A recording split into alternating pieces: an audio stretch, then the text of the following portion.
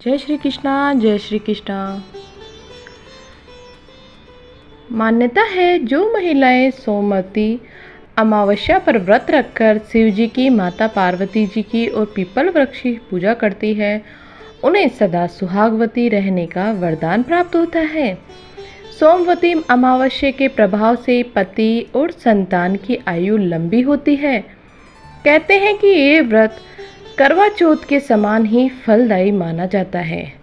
पंचांग के अनुसार भाद्रपद माह की सोमवती अमावस्या तिथि सोमवार 2 सितंबर को भारतीय समय अनुसार सुबह 5:21 पर शुरू होगी और 3 सितंबर को सुबह 7:24 पर समाप्त होगी।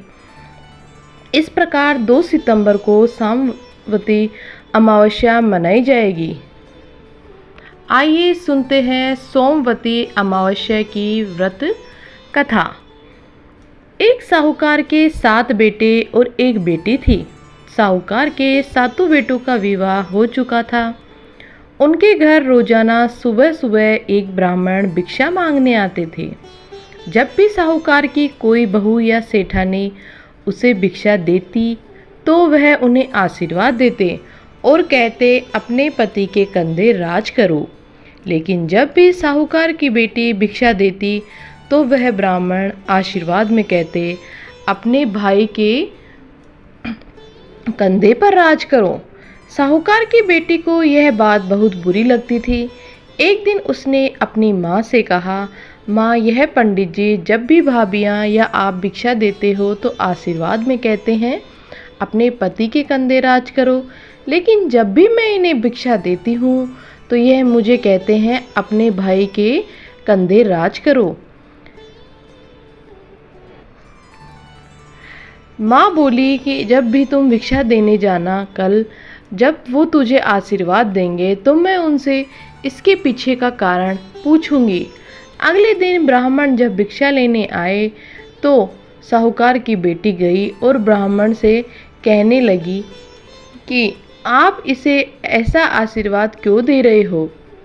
तब ब्राह्मण ने कहा, क्योंकि इसकी किस्मत में सुहाग नहीं है। तब से सेठानी ने ब्राह्मण से इसका कोई उपाय पूछा। तब वह ब्राह्मण बोले कि यदि सोना धोबिन इसकी शादी में आकर आशीर्वाद दे तो इसका पति बच सकता है। तो उनकी माँ पूछती है कि सोना धोबिन कहाँ रहती है? पंडित जी बोले 7 समंदर पार पर सोना धोबिन का गांव है। तब सेठानी ने अपने बेटों से कहा, शोभा धोबिन के गांव जाकर बहन को ले जाना। 6 बेटों ने तो मना कर दिया, परंतु 7वां बेटा तैयार हो जाता है। दोनों भाई बहन सोना धोबिन के गांव के लिए रवाना होते हैं। नदी के किनारे दोनों एक पेड़ के नीचे बैठ जाते हैं। उस समय पेड़ के नीचे से एक सांप निकलता है और पेड़ के ऊपर चढ़ने लगता है। उस समय बहन की नज़र उस सांप पर पड़ जाती है। वह अपने भाई से कहती है, देखो भाई, पेड़ पर किसी पक्षी का घोंसला है और उनमें नन्हे नन्हे बच्चे हैं। यह सांप उन बेचारे बच्चों को खा जाएगा और जब वह पक्षी आकर देखेंगे तो उन्हें कितना दुख होगा। तब भाई उस सांप को मारकर वहीं टोकरी में रख देता है। शाम को एक हंस हंसनी का जोड़ा उसी तरफ आता है तो अपने घोंसले के आसपास और पेड़ पर खून देखकर वो डर जाते हैं। उन्हें लगता है कि उन दोनों भाई बहनों ने उनके बच्चों को मार दिया, तो वह वहाँ आ जाते हैं और उनके चोंच लगाने लगते हैं। तभी बहन टोकरी उठाकर उसके नीचे पड़ा सांप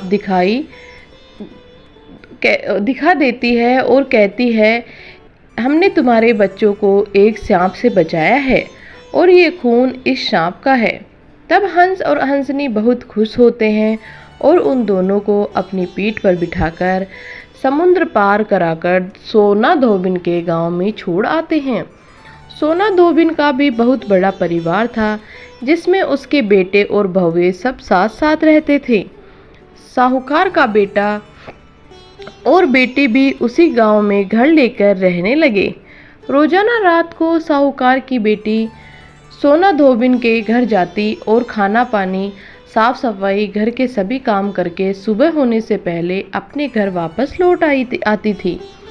एक दिन सोना धोबी ने अपनी बहू से पूछा, आजकल सुबह सुबह तुम्हारी लड़ाई झगड़े की आवाज़ें नहीं आती, क्या बात है? तो बहुएं बोली, सासू माँ, जब हमें सारा काम किया हुआ मिल जाता है तो हम क्यों झगड़ा करेंगे? तो सोना धोबी ने कहा, अच्छा कौन करता है सारा काम? तो बहुएं बोली, आप नहीं करती, हमें तो लगा हमारे उठने से पहले ही आप घर का सारा काम कर देती हैं। तब सोना धोबिन यह पता लगाने का निश्चय करती है और वो रात भर जगती रहती है।